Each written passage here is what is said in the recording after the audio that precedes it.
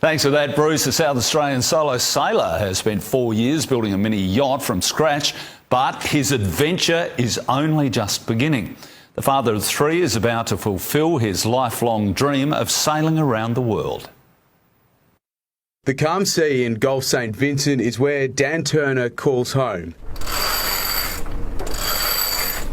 But this adventurer truly believes in the old saying, the ship is safer out of the harbour. People saying you're crazy and why are you doing this? This yacht is much bigger than the one Dan is about to sail around the world. He's just shipped off Immortal Game, the mini yacht the soon-to-be solo sailor spent 4 years building in his garage. People didn't believe I was actually going to do it, or going to be able to build the boat, and over time I had a hull together, and then all of a sudden people thinking, oh, maybe he is actually going to finish this boat. Having sold his house and quit his job, Dan and his 19-footer will set off on the inaugural mini yacht globe race next month. 10,000 kilometres, 18 months away, including stops in Cape Town and Fiji.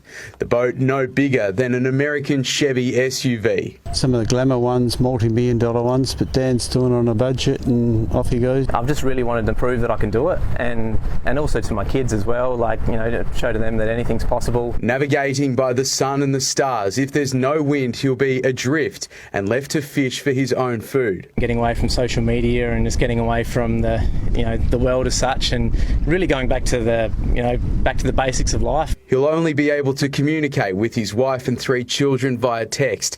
And did I mention there's no bathroom? When the weather's good, it's simply a matter of essentially grabbing something like this and leaning out. When the weather turns, he'll be using something called a thunder bag. This is nowhere near as small as what you're going to have, right? When I'm going downstairs, I'll just basically fall onto the bed.